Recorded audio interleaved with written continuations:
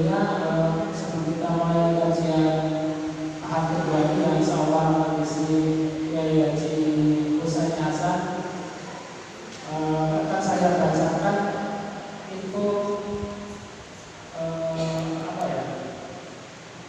dan takbiran.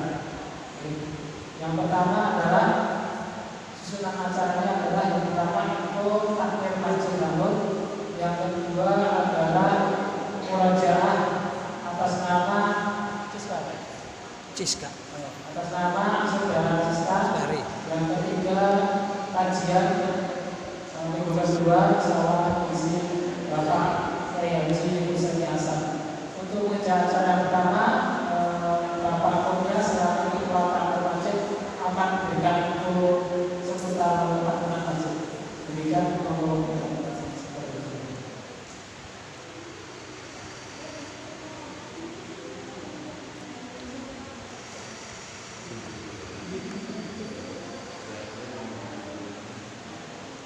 Bismillahirrahmanirrahim. Assalamualaikum warahmatullahi wabarakatuh.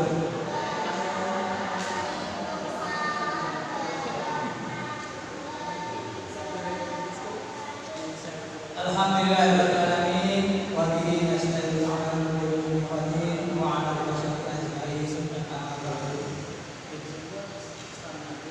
Puji syukur kita panjatkan kehadirat Allah Subhanahu wa taala. Alhamdulillah pada sore hari ini kita bisa melaksanakan kajian rutin, yaitu kita laksanakan pada sore hari ini yang kedua. Yang saya hormati Kiai Haji Husain Hasan yang alhamdulillah pada sore hari ini telah hadir. Ibu-ibu, adik-adik remaja yang saya hormati, sedikit saya menyampaikan info dari takbiran dan masjid Ambon.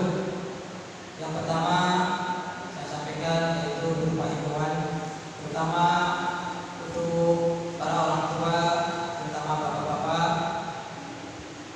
Marilah untuk mendampingi putra dan putrinya untuk salat berjamaah di masjid.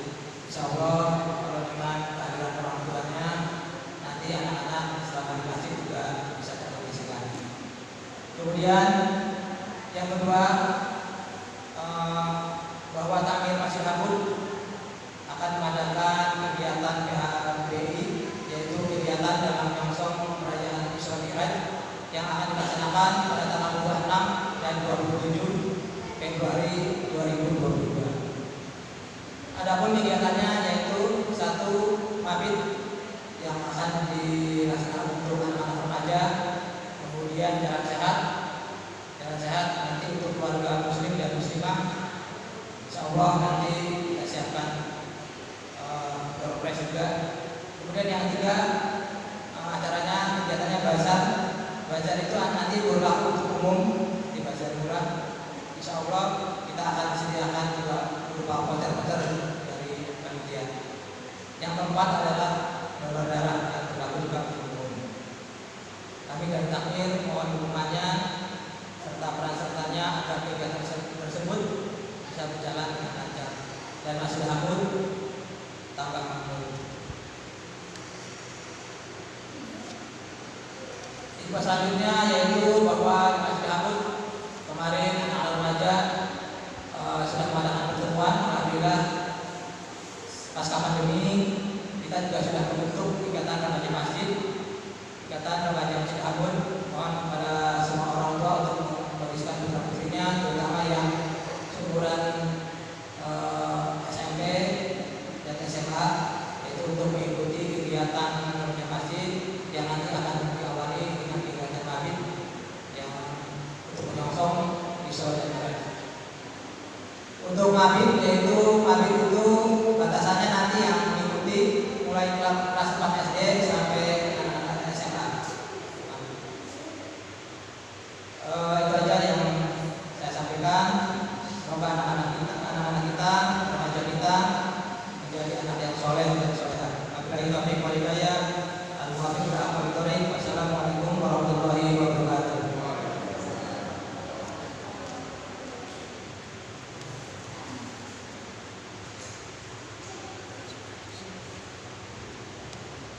kasih pada Bapak kita, Bapak Rodiadi yang tadi menyampaikan pemaparan tentang program-program dari Tajid.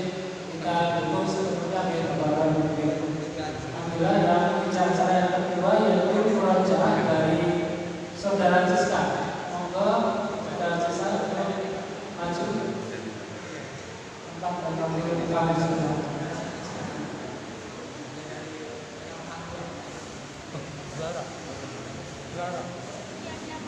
Oh iya.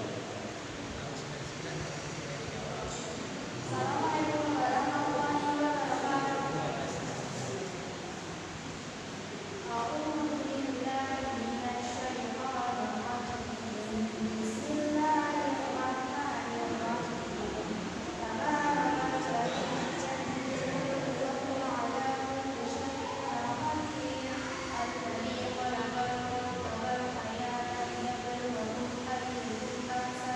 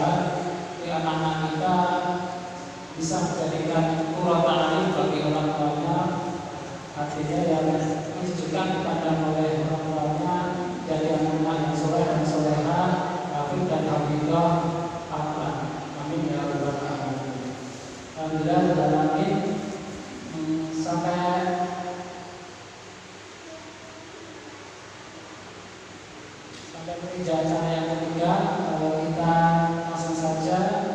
Isi kajian pada sore hari ini adalah wanita yang dirindukan surga. Artinya temanya adalah wanita yang dirindukan surga. Kepada Bapak Hussein Hasan, monggo dan tempatnya.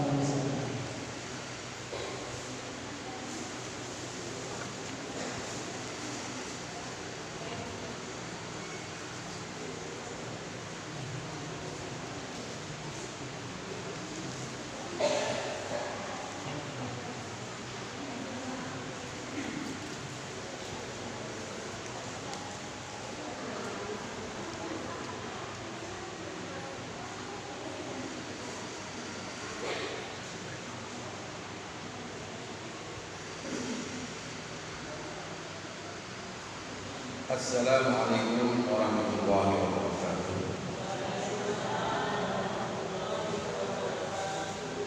Bismillahirrahmanirrahim. Alhamdulillahirabbil alamin. Nahmaduhu wa nasta'inuhu wa nastaghfiruhu wa nastahdiih wa na'udzu billahi min shururi anfusina wa min sayyiati a'malina. May yahdihillahu fala mudilla lahu wa may yudlil fala tajida lahu waliyyan mursyida. Asyhadu an la ilaha illallah wahdahu la syarika lahu.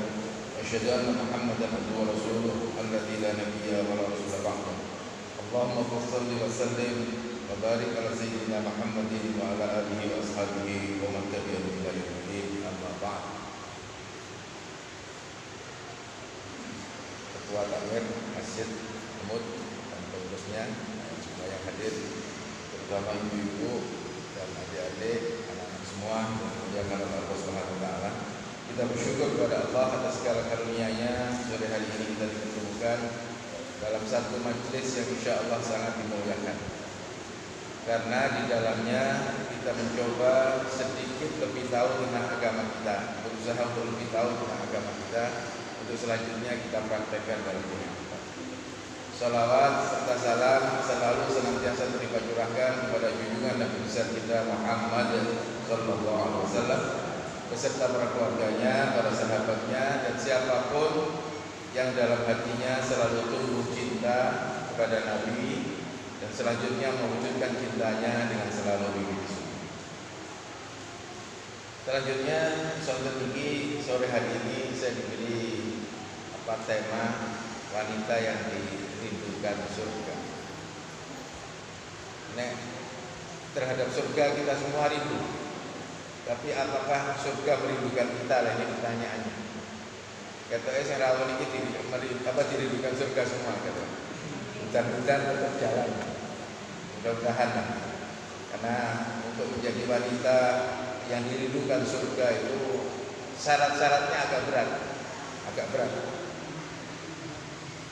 Jadi saya sampaikan sebetulnya banyak, tetapi saya ingin sampaikan 4 saja sore hari ini karena barangkali kita terbatas waktu. Orang atau seorang wanita, kenapa dibicarakan wanita? Karena saya diberi judulnya itu. Sebetulnya yang dirindukan surga itu bukan wanita toh, kaku-kaku. Tapi ini pengajian wanita, maka barangkali pengajian muslimah juga barangkali yang judulnya itu. Wanita yang dirindukan surga itu yang pertama adalah orang yang bertakwa kepada Allah. Wanita yang bertakwa kepada Allah. Dan untuk bertakwa ini, Bapak Ibu sekalian, terutama ibu-ibu maksud saya, yang untuk bertakwa ini butuh ilmu. Sekali lagi butuh ilmu. Karena ketika awak dhewe niki, ketika kita berusaha untuk mendekatkan diri kepada Allah, tidak bisa tidak harus tahu ilmunya. Harus tahu syariatnya. Tidak bisa sembarangan. Karena sekarang ini banyak orang belajar itu dari YouTube, dari internet, macam-macam lah, pokoknya dari media sosial. Tentu hal ini tidak pas untuk masalah agama. Dulu waktu saya ngisi akad pagi di sini, sering saya sampaikan sebuah hadis yang ini menjadi perhatian kita semua mesti. Bahwa Rasulullah SAW mengatakan fanduru amman ta'khuduna dinakum. Perhatikan oleh kalian dari mana kalian memperoleh ilmu agama kalian. Atas ilmu agama itu tidak bisa sembarangan kita peroleh, tetapi harus jelas sumbernya. Karena sekarang ini begitu banyak, terutama ngapunten yang biasa pegang ini. Akhir-akhir ini saya sering mendapatkan share-sharean yang sepertinya agama tapi bukan agama. Misalnya, biasanya judulnya begini, tahukah kamu? Adik-adik, anak-anak, diam sebentar ya. Gak usah ngomong dulu, ngomongnya nanti. Tapi sebagaimana ajakan dari takmir tadi, memang masjid itu harus diramaikan dengan suara anak-anak. Harus diramaikan dengan suara anak. Masjid itu jangan sampai tidak enjoy untuk anak. Makanya cara mengingatkan anak-anak itu juga harus harus enak lah. Anak-anak tidak merasa dimusuhi. Baik, kembali kepada tema sekali lagi, takwa kepada Allah itu butuh ilmu. Dan sekali lagi jangan hanya sekedar mencari ilmu agama dari media sosial. Karena akhir-akhir ini sekali lagi ada banyak istilah tahukah kamu. Tahukah kamu meskipun atas nama agama kadang-kadang tidak agama. Misalnya yang sering saya sampaikan. Terakhir itu 2 minggu yang lalu saya dapat share-sharean judulnya tahukah kamu. Ada 20. Tetapi yang nggak tepat secara agama itu ada 18. Tapi semua atas nama agama. Nah ini sih rada repot. Makanya perlu hati-hati. Salah satu contoh yang paling agak ekstrim yang saya sampaikan adalah begini. Ada ungkapan yang mengatakan gini, tahukah kamu kenapa Rasulullah SAW itu kalau makan kurma jumlahnya ganjil? Katanya begitu. Kemudian diberitahu di bawahnya, karena makan kurma dalam jumlah ganjil itu akan menjadikan glukosa yang ada pada kurma itu akan diubah menjadi karbohidrat. Waktu ini kujarin. Nah, tentu ini tidak pas, tidak benar itu. Kemudian diteruskan, kalau dimakan dalam jumlah genap, maka glukosa itu akan tetap menjadi glukosa, dan bagi orang-orang yang ada bakat untuk kena penyakit gula atau diabetes, maka dia akan kena diabetes. Nah ini ketoke agama, ketoke menggunakan kata Rasulullah, tapi tidak benar. Karena apa? Karena Rasulullah SAW melakukan itu bukan pertimbangannya, bukan. Tapi pertimbangannya adalah Allahul Fitru yuhibbul fitrah. Allah itu ganjil, jumlahnya ganjil, hanya satu. Dan beliau atau Allah Subhanahu Wa Taala itu suka hal-hal yang ganjil. Makanya setiap malam awake dhewe ini diperintahkan kalau bisa jangan sampai ditinggalkan adalah witir, sholat witir. Kalau seandainya masih belum bisa sholat malam, witirnya ya ba'da isya. Setelah ba'da isya. Minimal witir itu 1, maksimal 11. Tetapi itu harus bukan harus, sebaiknya kita lakukan setiap hari. Jadi jumlah kurma tadi tidak ada hubungannya dengan kesehatan secara ansih. Bahwa seluruh apa yang disampaikan oleh Allah dan Rasulnya itu mesti ada hikmahnya, iya. Tetapi tidak itu hikmah. Karena dia kalau ada bakat kena gula, kena diabetes, dia makan kurma 15 dengan kurma 2, ya efeknya lebih tidak baik kalau dia makan 15 daripada yang 2, meskipun ganjil sama kan. Ini hal-hal yang kadang-kadang salah. Sedangkan yang tidak berbau agama tapi juga sering disampaikan itu adalah ini. Baru kemarin 2 hari yang lalu. Dulu sudah pernah, sudah 2 tahun yang lalu, sekarang muncul lagi. Yaitu kita tidak boleh, kata tahukah kamu, kita tidak boleh bahasa Indonesia godhog banyu sing wis umep katanya. Karena kalau kita memanaskan air yang sudah umep, itu akan timbul katanya, kata-kata itu, kata tahukah kamu, akan timbul apa yang disebut dengan arsen. Arsen itu satu zat yang beracun, yang dulu mematikan mengurus ketua HAM Munir namanya. Itu dulu ya pakai arsen. Nah ini juga tidak benar ini. Jadi tidak mungkin air ini digodok bolak-balik itu masalah. Karena tidak mungkin timbul zat tanpa ditambahkan. Jadi air itu kalau memang air dan digodok bolak-balik atau air tidak bisa berubah. Bahwa kandungan karena airnya ada yang menguap, kandungan kapurnya lebih meningkat, iya. Tetapi tidak kemudian timbul zat baru. Nah ini hal-hal yang seperti ini Bapak Ibu sekalian perlu diketahui. Jadi apa yang disampaikan di sini tidak sepenuhnya benar. Apalagi masalah agama. Masalah agama itu harus hati-hati. Karena ketika kita melakukan sesuatu ibadah tanpa dasar yang jelas, itu akan menjadi masalah. Oleh karenanya sekali lagi pertama wanita yang ditunjukkan oleh surga itu adalah takwa kepada Allah. Maka ketakwaan itu harus kita lengkapi diri kita dengan ilmu syariat, ilmu agama, supaya bukan salah dalam melakukan apapun. Baik, ada sebuah ungkapan karena ini berbicara tentang wanita, maka saya ambil dari surat An-Nisa. Surat An-Nisa ayat yang ke 124. Nanti bisa dibuka surat An-Nisa 124. Allah mengatakan begini, wa may ya'mal minas-solihati min dzakarin aw untha wa huwa mu'minun fa ulaika yadkhulunal jannata wa la yuzlamuna naqira. Wa man barang siapa ya'mal yang berlaku yang melakukan hal minas-solihati tentang hal-hal yang soleh, tentang hal-hal yang baik, min dzakarin baik laki-laki aw untha ataupun wanita, wa huwa mu'min dan dia mukmin. Ini salah satu kuncinya. Yang itu menawi batul mukmin, tidak tidak bersyahadat, belum syahadat atau orang di luar agama kita. Itu berbuat baik dia akan dibalas oleh Allah di dunia ini. Tidak akan mendapatkan sesuatu di akhirat. Tetapi kalau orang-orang yang berbuat baik dan dia mukmin, baik laki-laki maupun wanita, fa ulaika yadkhuluna jannah. Maka mereka itu yang berbuat baik itu pasti akan dimasukkan surga Allah. Wala yuzlamuna nakira, dan tidaklah orang tersebut sedikit pun dianiaya. Artinya dikurangi ganjarannya bertemu oleh Allah. Bahkan ganjaran itu mesti selalu dilipat gandakan. Selalu kalau kita berbuat baik selalu dilipat gandakan. Sementara kalau berbuat salah ya sesuai dengan kesalahan tidak akan dilipat gandakan. Nah, pelipat gandaan pahala ini juga sangat tergantung dengan ilmu.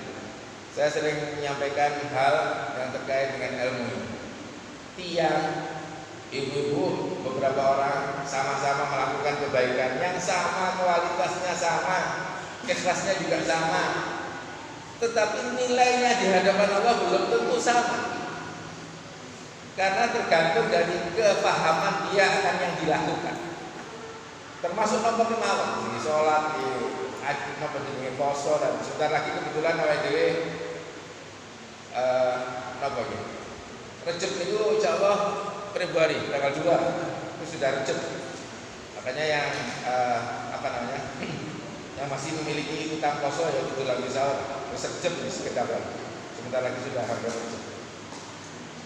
Dan ini juga lagi-lagi ada satu kesalahan. Kalau ada wanita yang punya hutang puasa, jadi tidak hanya wanita, laki-laki juga. Tapi yang biasa punya hutang puasa kan wanita. Kalau ada wanita punya hutang puasa, belum nyaur, kedatangan puasa lagi, maka dia nyaurnya harus double kan? Nah, ini juga tidak benar secara fikih. Cuman kalau nggak nyaur lah itu kebangetan, cuma gitu. Tapi tidak kemudian lalu didouble. Kalau utang satu jadi 2.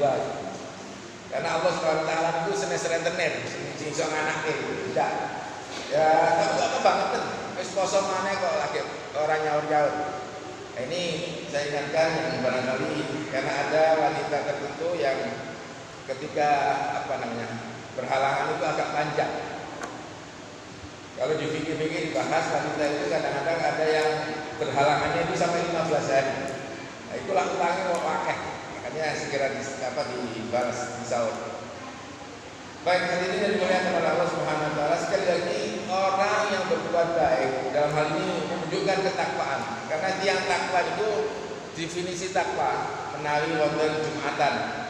Biasanya khotib itu selalu mengatakan, mari kita meningkatkan iman dan takwa kita kepada Allah dengan jalan mengerjakan perintahnya dan menjauhi larangan. Itu definisi yang umum. Melakukan perintahnya dan menjauhi larangannya. Larangan bagi kebanyakan wanita yang sulit dihindari adalah akuntansi, yang sulit dihindari, dan sekarang sudah para bapak-bapak atau para laki-laki juga ketularan, yaitu ngerasaan. Ngerasaan ini salah satu perbuatan yang sangat sulit dihindarkan. Kadang-kadang bahkan ada ibu-ibu dulu sirai atau turun yang betul ngerasaan togol. Ini masalah. Karena ini bukan tidak menunjukkan ketakwaan. Yang ingin takwa itu akan hati-hati di dalam berbicara. Dan ini agak sulit. Bahkan acara-acara TV itu sing rodok disenengi ibu-ibu atau bapak-bapak juga masalah gosip-gosip ini. Nek yang bertakwa itu boten seneng sing ngoten-ngoten iki jadi. Hadirin, tapi perlu saya matur. Karena kemarin ini kebiasaan bapak-bapak. Kemarin di masjid kami itu ketika final antara Indonesia dengan Thailand, bapak-bapak itu nobar nonton bareng di halaman masjid. Ngeten nggih enten komentar. Luwih apik di nonton bareng karo maca Quran. Ya mesti apik maca Quran. Tapi kita ini butuh hiburan. Ibu-ibu juga butuh hiburan. Boleh saja melihat apapun, tapi yang jelas yang baik-baik. Dan yang bisa menghantarkan kita menjadi fresh dan seterusnya. Jadi jangan dibanding-bandingkan. Kalau mau nonton TV ya nonton aja, tapi nonton yang tidak menyimpang, yang baik-baik. Dan ini sekali lagi yang sulit dihindarkan dari larangan itu adalah itu. Tetapi ibu bapak sekalian, saya ingin matur, ada sebuah ungkapan dari Umar bin Khattab ketika beliau ditanya tentang definisi takwa. Karena yang bertanya ini anak muda dan agak menggunakan akalnya dalam arti logikanya yang dipakai. Umar kemudian menggambarkan begini. Waktu itu Umar menjadi khalifah. Wahai Amirul Mukminin, apakah yang disebut takwa? Kemudian beliau mengatakan, wahai anak muda, kalau kamu berjalan di jalan di mana jalan itu banyak onak dan duri, banyak durinya, dan kamu tidak pakai alas kaki, apa yang kamu akan lakukan? Kemudian tidak dijawab oleh anak itu, tapi diteruskan oleh Umar bin Khattab. Tentu kamu akan berhati-hati di dalam menapak jalan yang penuh duri tadi, karena kamu tidak pakai alas kaki. Itulah takwa. Jadi takwa itu adalah selalu berhati-hati di dalam berlaku, selalu berhati-hati dalam bertindak, terutama dalam menjaga lisan. Karena Rasulullah SAW ini berulang kali beliau katakan bahwa salamatul insan fi hifdzil lisan. Keselamatan manusia itu banyak dipengaruhi dalam penjagaannya terhadap lisan. Makanya ini penting dilakukan. Baik, kemudian yang kedua, hadirin ibu-ibu, wanita yang dididikan surga yang pertama adalah takwa kepada Allah. Kemudian yang kedua adalah birrul walidain, berbakti kepada kedua orang. Kalau dengan kisah ini Quran, meskipun ada juga beberapa ayat yang tentang ihsan atau baik, tetapi rata-rata kalau Allah berbicara tentang orang tua itu biasanya pakai bir. Bir itu artinya berbakti, tidak hanya berbuat baik tapi berbakti. Dan ketika kita berbakti kepada kedua orang tua kita tidak perlu memperhatikan latar belakang orang tua kita, apapun kondisinya orang tua. Bahkan orang tua yang tidak terlalu perhatian kepada kita ketika kita kecil pun, dan tetap harus dibakti. Dan ini merupakan kunci ketika kita ingin menjadi orang yang diridhokan oleh Allah. Berbakti kepada kedua orang tua. Dan bakti ini sekali lagi Bapak Ibu sekalian, kalau di rumah misalnya dengan sedang sholat sunnah, dipanggil-panggil oleh ibu kita, meskipun kita sedang sholat sunnah, kalau memang sangat penting dan perlu kita apalah ibu kita memerlukan kita penting atau tidak. Kalau memang sangat penting, kita boleh membatalkan sholat sunnah kita. Sampai segitunya bakti. Jadi berbakti itu ya seperti itu, jadi total kepada orang tua kita. Dan perlu saya ngatur terutama pada yang muda-muda, terutama yang sering mengalami sesuatu yang tidak enak, sesuatu yang sering menyedihkan dan seterusnya. Ubahlah sikap terhadap orang tua atau perhatikan sikap kita kepada kedua orang tua. Karena kunci kebahagiaan itu, ibu-ibu sekalian, kunci kebahagiaan itu adalah bagaimana kita berbakti. Semakin kita berbakti kepada kedua orang tua kita, insya Allah semakin mudah untuk mencapai kebahagiaan. Itu pasti. Dan itu memang seperti itu, hukum alam atau sunatullahnya. Makanya bagi orang yang masih punya orang tua, bergembirakanlah orang tua kita. Kalau orang tua sudah dipanggil oleh Allah, maka sering-seringlah berziarah kuburnya. Paling tidak sering-seringlah berdoa, atau setiap kali kita berdoa, sisipkan doa untuk orang tua. Ini sering saya sampaikan karena birrul walidain itu memang kunci kebahagiaan. Ada sebuah ungkapan dari Allah Subhanahu wa taala lagi-lagi di dalam surat An-Nisa. Allah mengatakan begini, surat An-Nisa ayat 36. Kalau tadi 124, sekarang kembali ke 36. Allah mengatakan wa'budullaha wa la tusyriku bihi syai'an wa bil walidaini ihsan. Ini perintah. Wa'budu, sembahlah oleh kalian semua Allah. Wa la tusyriku, dan janganlah kalian mensekutukan bihi kepada Allah syai'an, terhadap sesuatu. Jadi kita ini diperintahkan oleh Allah untuk menyembah Allah dan tidak boleh menduakan. Jangan sampai kita mensekutukan Allah. Itu sangat cemburu. Ketika diduakan, maka seluruh aktivitas baik kita akan gugur, akan hilang kalau kita mensekutukan Allah. Makanya hati-hati. Karena iman tauhid ini, ketauhidan itu perlu sangat dijaga.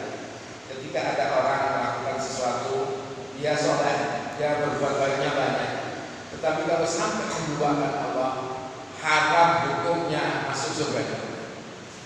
Ini perlu diketahui. Jadi iman itu memang kita tahu bahwa iman itu adalah al-asas bunia alaiha kullu syai'. Fondasi di mana akan dibangun segala sesuatu di atasnya. Makanya harus kuat. Panjenengan besok tentu diikuti menawi bangun fondasi ini mesti luwih-luwih timbangane bangun dhuwur. Karena fondasi termasuk Rasulullah ketika menggarap sahabat-sahabat. Garap iman, garap akidah itu jauh lebih panjang daripada menyampaikan syariat. Karena memang ini harus dijaga betul. Harus dijaga betul. Kalau di lingkungan kita ini perlu sering saya sampaikan sebatas didikan. Itu banyak orang, terutama yang sudah sepuh-sepuh, itu perlu diingatkan. Kadang-kadang kalau punya gawe, meskipun sudah disiapkan segala sesuatunya, dia itu kadang-kadang tidak tenang kalau tidak sesaji. Ini bahaya banget untuk akidah. Tidak boleh. Ini menggugurkan iman, menggugurkan syahadat. Makanya Rasulullah SAW sering mengatakan perbaharuilah iman kalian.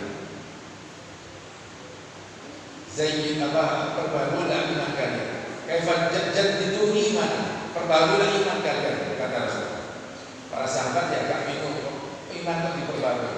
Kaifa jaddaduna imanana ya Rasulullah. Bagaimana kami memperbarui iman kami, wahai Rasulullah? Jaddidu imanakum biqauli la ilaha illallah. Perbarui iman kalian dengan ucapan la ilaha illallah. Ini untuk membangun keimanan. Karena keimanan ini kadang-kadang gugur karena kepercayaan yang tidak perlu. Makanya saya selalu matur di mana-mana bahwa iman tauhid itu harus dijaga betul. Jangan sampai ada kita menyebutkan. Dan kita kalau kita perhatikan Allah setelah memerintahkan untuk menyembah Allah, kemudian perintah berikutnya adalah birrul walidain, berbakti kepada orang tua. Disambung. Kalau panjenengan perhatikan Quran, hampir semua seperti itu. Ketika berbicara birrul walidain, maka selalu akan dikatakan termasuk di sini. Allah mengatakan wabil walidaini ihsan. Dan terhadap orang tua kita, kedua orang tua kita, ihsana hendaklah kita berbuat baik. Ini selalu begitu kalau kita perhatikan di Quran, termasuk di dalam surat Luqman. Saya sengaja tidak memilih di surat Luqman meskipun lebih panjang, tetapi saya sampaikan di surat An-Nisa. Kita sore hari ini bahas wanita yang dirindukan. Kemudian ada sebuah hadis ini dari Ibnu Mas'ud atau Abdullah bin Mas'ud. Beliau mengatakan, bertanya kepada Rasulullah, ayyul amali afdal? Amal apa wahai Rasulullah yang utama? Yang paling utama. Ini beliau tanya kepada Rasulullah. Kemudian beliau mengatakan, as-sholatu ala waqtiha. Sholat pada waktu. Hadis yang ada terkait dengan sholat itu selalu ada ala waqtiha. Tidak ada kata-kata awali waktiha, awal waktu tidak. Tetapi as-sholatu ala waqtiha itu yang maksudnya itu adalah sholat pada awal waktu. Makanya kalau bisa juga kita sholat itu awal waktu. Makanya diajarkan oleh takbir tadi, terutama yang kakek-kakek, anak-anak juga diajak itu adalah sholat di masjid berjamaah. Jadi ketika adzan kalau bisa segera siap untuk ke masjid. Dan ini merupakan sesuatu yang harus kita biasakan, apalagi yang dekat-dekat dengan masjid. Dekat itu artinya mendengar adzan itu dekat. Meskipun kesininya harus motor dan sebagainya silakan, tetapi harus dibiasakan. Dan juga harus dibiasakan ibu, bapak sekalian, kalau ada orang adzan, hendaklah jawab adzan. Menjawabnya kata-katanya juga dijawab, tindakannya juga diri kita juga mempersiapkan untuk sholat. Itu hal-hal yang perlu juga diperhatikan. Sekali lagi, as-sholatu ala waqtiha. Kemudian beliau bertanya lagi, "Tsumma ayyu?" Kemudian apa lagi wahai Rasulullah? Beliau mengatakan al-jihadu fi sabilillah. Jihad di jalan Allah. "Tsumma ayyu?" Kemudian apa lagi wahai Rasulullah? Beliau mengatakan birrul walidain. Berbakti kepada orang tua. Hadirin, Rasulullah SAW meletakkan birrul walidain itu setelah jihad. Bahkan di hadis lain dibalik, birrul walidain dulu baru jihad.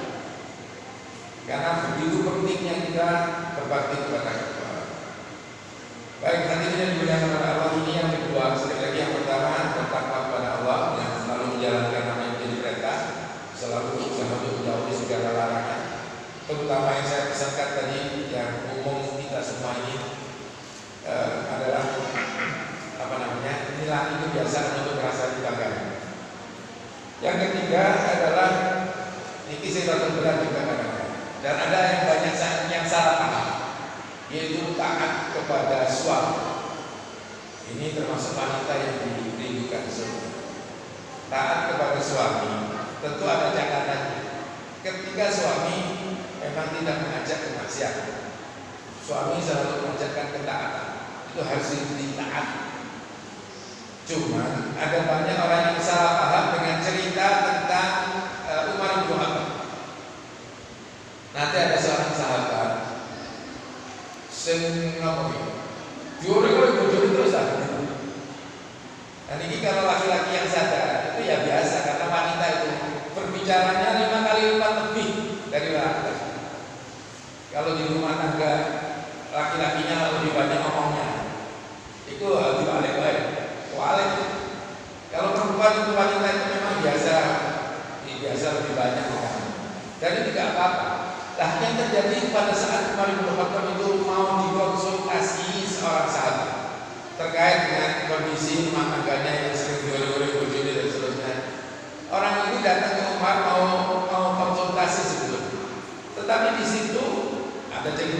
dengan semua sudah tahu dan ini memang kita semua. Umar bin Khattab juga istrinya juga sedang marah. Orang yang mau konsultasi tadi balik anak pulang. Kemudian singkat cerita diceritakan bahwa ternyata foto air.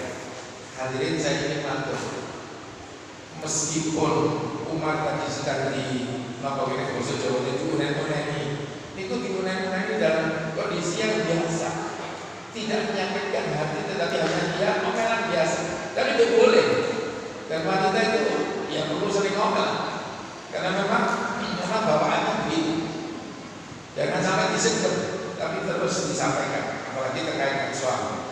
Disampaikan saja. Dan itu tidak apa-apa, yang penting tidak menyakiti hati.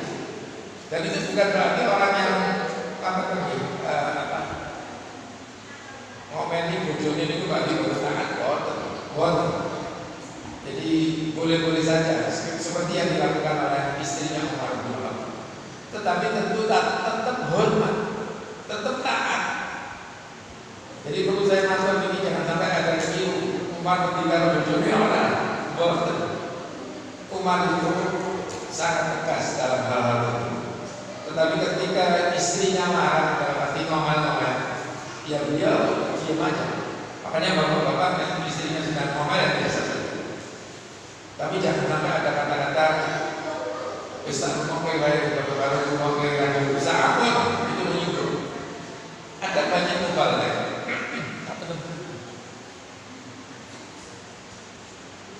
Ada banyak mubalek yang menghancurkan istri-istri itu gosok kalau suaminya. Tidak harus bosok juga. Yang penting santun. Meskipun bosok promo inggil, seandainya dia kalau sing kampung itu bosok promo inggil. Tapi kalau kata-katanya menyakitkan, diampun lah. Misalnya ada orang sangat halus bahasa, istri kepada suami sangat halus bahasa. Tetapi kalau kata-katanya menyakitkan ya sama saja. Yang penting bukan bosok nih. Karena dalam bahasa Arab kan ada tingkatan. Makanya ya bukan bosok. Yang penting adalah bagaimana kita santun dan sopan kata-kata yang kita pilih.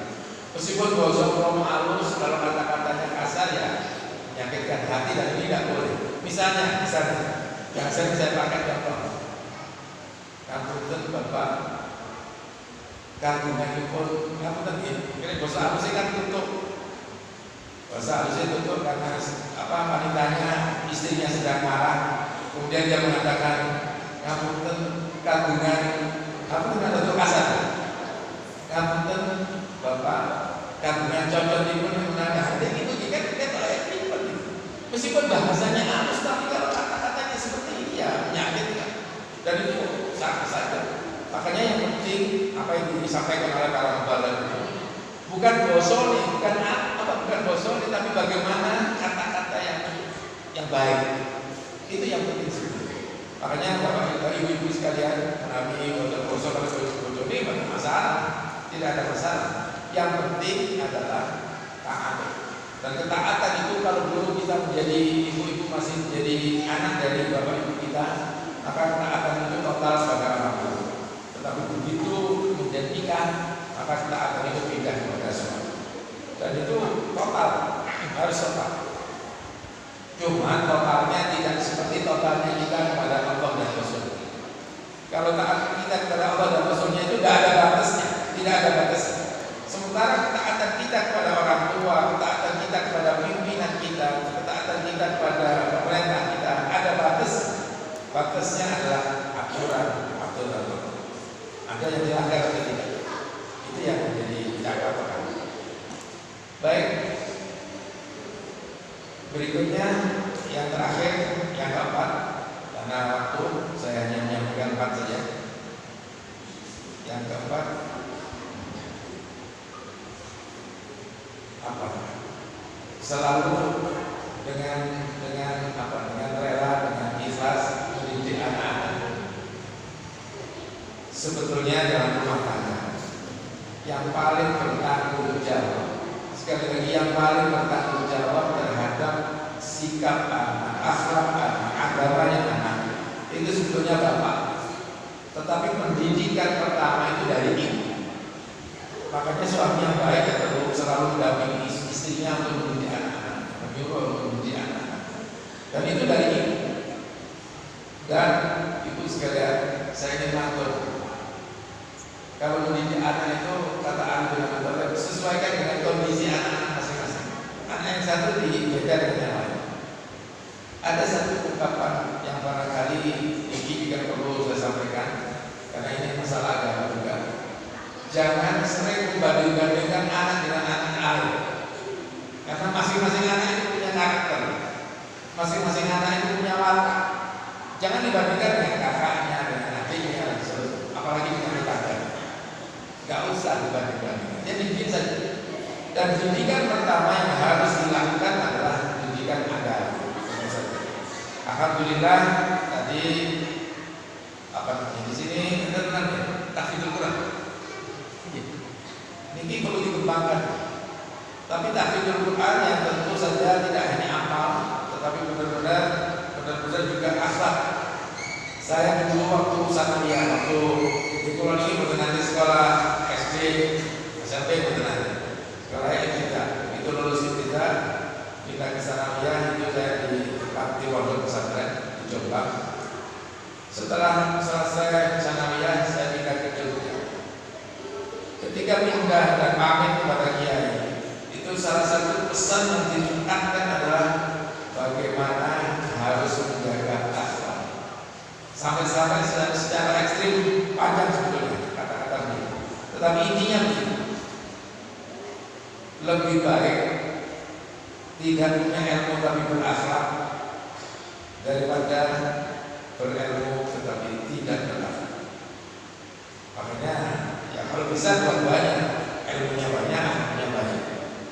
Nah sekarang ini banyak orang, aku banyak orang ilmunya kakak, bicaranya pintar, sangat pintar bicara, orang apa.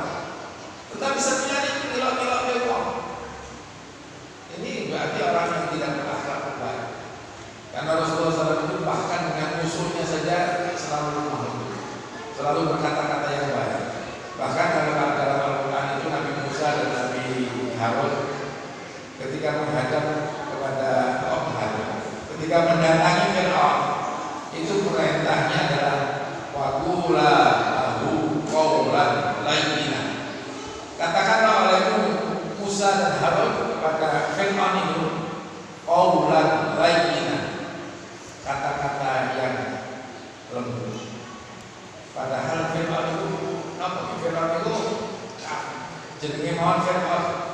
Basa Jawa disane panen Fir'aun itu kafir dunia. Tapi kok kafir banget mengaku Tuhan. Tetapi oleh Allah Subhanahu wa taala kita diminta untuk mengatakan Musa dan Harun diminta untuk mengatakan qaulan layyin, kata-kata yang lembut. Makanya kita ini perlu seperti itulah dengan siapapun itu betul. Dan terhadap anak-anak juga seperti itu. Ibu-ibu mendidik anak itu yang memang sekarang ini alhamdulillah banyak teori.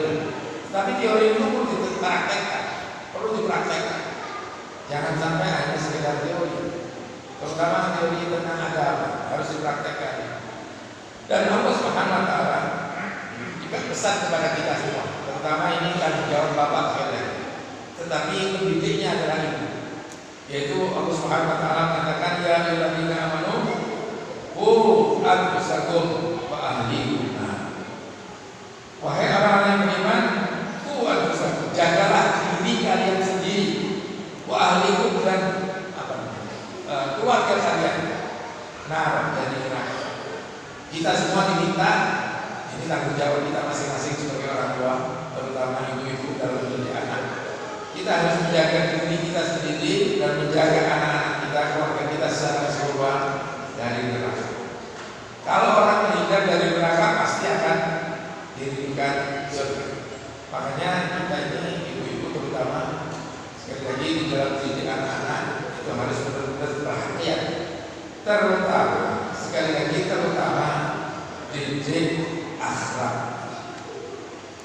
didik akhlak. Meskipun zamannya berbeda, anak-anak sekarang dengan zaman saya kecil beda, tetapi akhlak itu tetap harus ditanamkan kepada anak. Mudah-mudahan yang keempat-empatnya ini bisa dilakukan oleh Ibu, sehingga panjenengan semua termasuk orang-orang yang dirindukan pada surga. Tidak hanya merindukan surga, tetapi kita dirindukan pada surga. Sama dengan kecintaan kita kepada Allah dan Rasul. Kita semua mengaku cinta kepada Rasul. Tetapi apakah sebaliknya Allah dan Rasul juga cinta kepada kita? Itu yang penting diusahakan. Sama dengan ketika kita mengatakan Rabbana atina fid dunya hasanah. Dunya hasanah itu ya hidup di dunia ini pokoknya enak. Dalam arti enak itu apa-apa pas ya. Butuh apa pas ono. Nah, fil akhirah hasanah. Di akhirat hasanah itu adalah ya tidak bisa tidak ya terhindar dari neraka dan masuk surga. Dan orang-orang sekarang itu kadang-kadang saking sibuk kerja itu sok-soknya ini. Aku cukuplah sesuk nek mati nang emperan surga wae pokoke orang neraka apa seneng. Iki target sing terlalu ringan. Target kudu sing dhuwur. Nah iso ya surga sing paling tinggi kan surga. Belajar ya untuk disore. Jangan sampai pinggiran. Pinggiran surga ya memang sudah nikmat, tapi nek targetnya itu iso belajar dari neraka. Makanya hati-hati. Kata-kata meskipun guyon itu ya dipasti. Karena sekarang ini begitu banyak orang yang menggunakan agama itu untuk guyon. Itu sebetulnya tidak pada tataran tertentu tidak boleh. Pada tataran tertentu tidak boleh. Tetapi kalau hanya guyon dalam arti tidak menghina agama ya tidak masalah. Tapi kadang-kadang ada yang kebablasan, Oleh karenanya sekali lagi tidak bisa tidak kita harus tahu ilmu ini. Dan untuk tahu ilmu, hadirin saya ingin mengatur karena sekarang ini terjadi. Rasulullah SAW pernah memperingatkan kepada kita semua sahabat umat. Sayati ala umat. Akan datang nanti satu zaman kepada umatku. Katsirun minal khutbah, banyak umatku yang pintar berorasi, tetapi wa qalilun minal khutbah, tapi sangat sedikit pengertiannya tentang syariat, tentang fikih, tentang ilmu agama. Nah, sekarang ini banyak orang yang seperti ini. Ibu-ibu perlu saya atur ketika ini saya pakai contoh. Karena ada seorang ini di masjid di tempat kami, tapi alhamdulillah sudah saya ingatkan.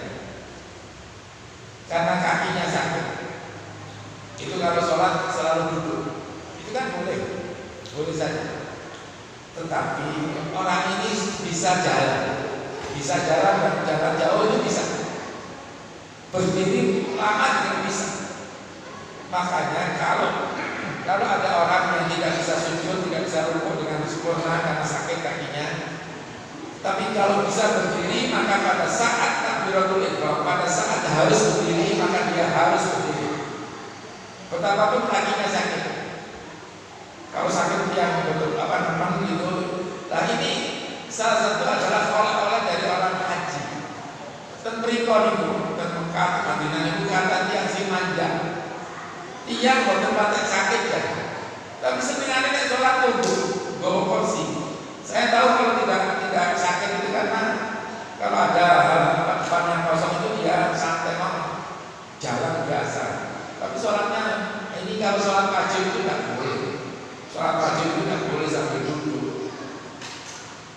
Makanya ibu menawi tidak kemudian apalagi itu pakai mobil sendiri.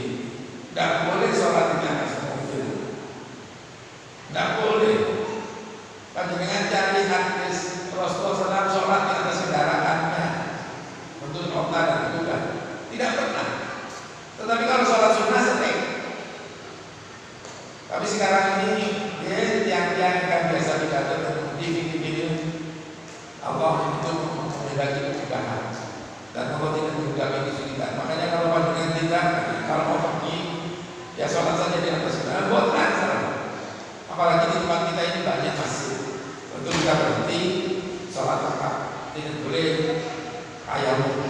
Sekarang ini banyak orang yang gampang tayamum, padahal air banyak. Ini tentu ya, benar. Barusan kira-kira 1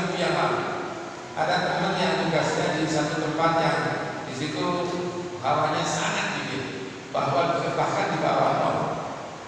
Dia kemudian tanya, apakah saya boleh wudu dengan wudu saya ganti dengan tayamum? Tanya lewat Nabi. Saya bilang, apa namun orang panas air? Kita ini boleh, ibu-ibu di rumah masing-masing kan ada pemanas air. Hanya makruh hukumnya kalau kita tidak dalam kondisi terpaksa wudu dengan air yang dipanaskan. Tapi boleh sah wudu, tapi hukumnya makruh. Nah, seperti ini perlu juga nanti diketahui. Dia ingatnya mawar karena sudah jam 5 dan pesennya memang jam 5 menit harus selesai. Dan tentu saya akhiri sampai sekian saja. Mudah-mudahan sekali lagi ibu-ibu semua, juga termasuk anak-anak putri-putri ini, mudah-mudahan semuanya diridhokan oleh surga Allah Subhanahu wa taala. Dan kita semua, anak kita semua selalu berjalan di jalan yang telah ditetapkan oleh Allah dan Rasul. Mudah-mudahan anak-anak kita semua, termasuk kita semua, terhindar dari fitnah zaman. Kita semua mudah-mudahan selalu terhindar dari fitnah dajjal yang mulai muncul. Mudah-mudahan kita dan mereka semua selamat dunia dan akhirat mereka. Mudah-mudahan kita semua dan mereka semua senantiasa menjadi orang-orang yang dibahagiakan oleh Allah Subhanahu wa taala dengan kebahagiaan yang hakiki dunia dan akhirat. Mudah-mudahan kita semua, juga utamanya ibu-ibu dan juga semuanya saja, mudah-mudahan termasuk selain dirindukan surga, juga kita termasuk orang yang dirindukan oleh surga. Rabbana zalamna anfusana wa illam taghfir lana wa tarhamna lanakunanna minal khasirin. Rabbana ja'alna muqimas shalah wa min dhurriyyatina rabbana taqabbal du'a. Rabbana atina fid dunya hasanah wa fil akhirati hasanah wa qina adzabannar wa adkhilna jannata ma'al abrar. Ya Aziz ya Ghaffar ya Rabbal alamin. Rabbana taqabbal minna innaka antas samiul alim wa tub 'alaina innaka antat tawwabur rahim. Sallallahu ala sayyidina Muhammad wa ala alihi wa sahbihi wa baraka wa sallam. Bi fadli subhana rabbika rabbil izzati amma yasifun wa salamun alal mursalin walhamdulillahi rabbil alamin. Demikian, saya mohon maaf atas segala kekurangan. Kebetulan juga agak gelap. Mudah-mudahan bisa diterima apa yang saya sampaikan dan manfaat. Allahumma fi bil aqdari. Assalamualaikum warahmatullahi wabarakatuh. Ada pertanyaan gitu? Alhamdulillah telah kita mendengarkan mau sana dari Bapak Kiai Saidi Hasan.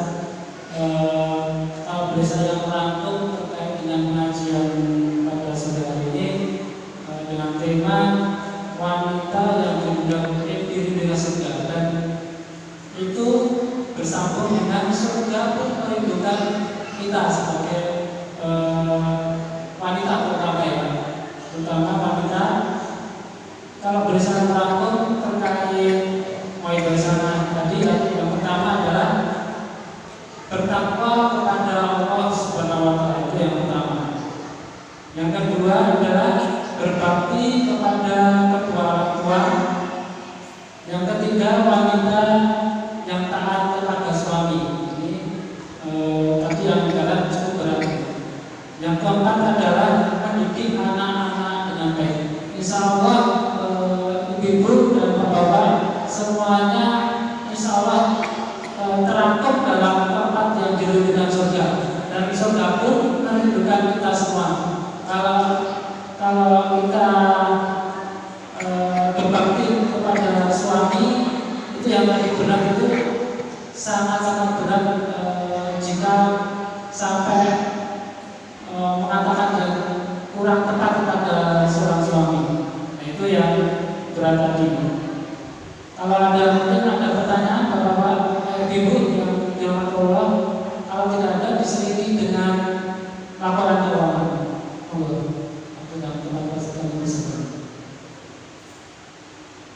Kalau kemarin ada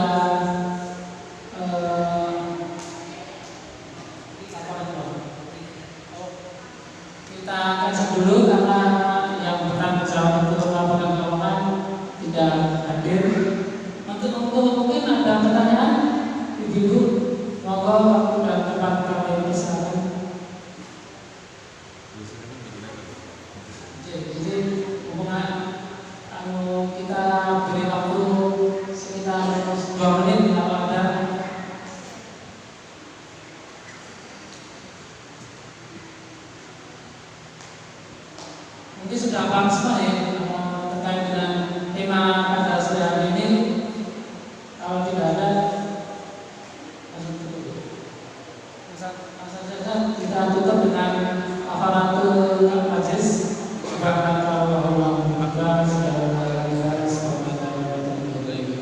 Assalamualaikum warahmatullahi wabarakatuh.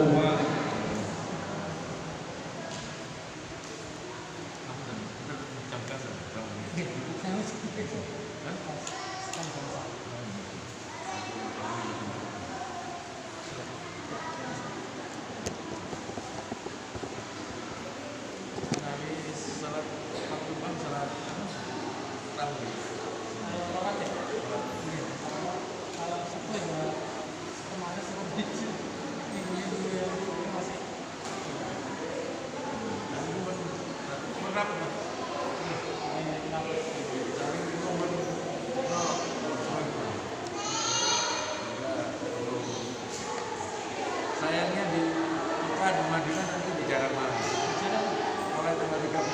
Cuman sekarang sudah mulai dari sudah mulai.